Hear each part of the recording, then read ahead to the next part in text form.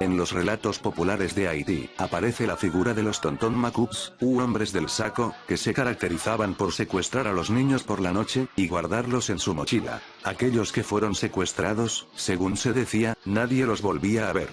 Por aquella razón, el nombre se aplicó a las diversas fuerzas paramilitares en un momento en que muchos haitianos se pronunciaban contra el cada vez más corrupto régimen de los Duvalier.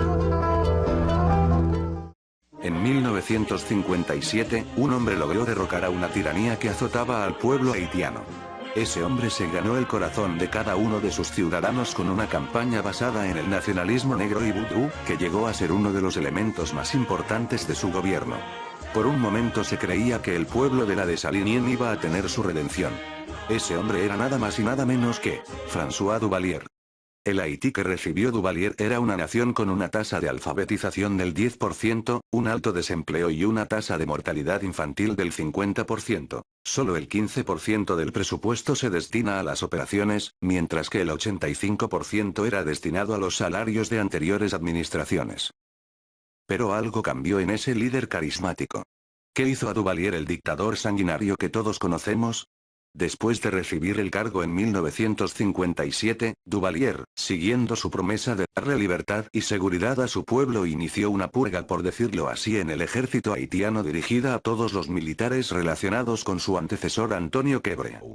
Muchos fueron exiliados del país, uno de ellos fue el joven capitán mulato Alix Pasquet, quien orquestó un intento de golpe de estado contra Duvalier. El 28 de julio de 1958 Pasquet, junto con otros 2 exiliados haitianos y 5 ciudadanos americanos, desembarcaron en la región de Artibonito, al occidente del país desde Miami. Las fuerzas de Pasquet lograrían llegar a Puerto Príncipe y ocupar el cuartel de Salines, tomando así el control del arsenal del ejército. Le capitaine Alix Pasquet, mes hommes et moi nous occupons les casernes de Salines. Duvalier se llenó de pánico y ordenó a las fuerzas armadas a tomarse el cuartel de la manera más cruel y sanguinaria posible. Los rebeldes murieron en desgracia, pero el espíritu de la insurrección estaba aún presente en aquel líder. Desde ese mismo momento, él gestó la creación de su ejército paramilitar, reclutando, principalmente de los barrios bajos, uniformando y equipando a su policía secreta, los temibles voluntarios para la seguridad nacional, o Tonton Macoute. El papel de estos era simple: silenciar a la oposición política interna, ya sea forzando a los opositores al exilio o liquidándolos. Durante el clímax de la violencia interna, se calcula que se realizaban 200 ejecuciones a líderes de la oposición mensualmente.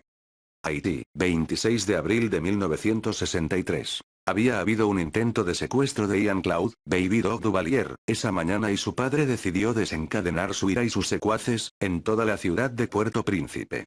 El baño de sangre comenzó en la casa del teniente François Benoit, un tirador de élite que había sido despedido del ejército por creerse que él era el responsable del crimen. Los padres de Benoit fueron asesinados. Su casa fue incendiada, con un bebé de 7 meses dentro. Soldados y Tonton Macoute parecían infectados con una sed de sangre y mataron a cualquiera que se moviera o se acercara al lugar de Benoit. A lo largo de la ciudad se dijo que los exoficiales del ejército serían arrestados junto con cualquiera que se pensara que se oponía al régimen. La cacería estaba encendida. Escribió en su memoria de 1999, Charles T. Williamson, de la misión naval estadounidense en Haití. La caza era de hecho para los adversarios de Duvalier, tanto militares como civiles. Se crearon barricadas, y los escuadrones de la muerte vagaban libremente.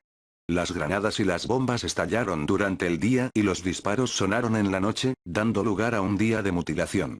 Un día de genocidio. Las anteriores fuerzas paramilitares recibieron apoyo inclusive de los Estados Unidos de América.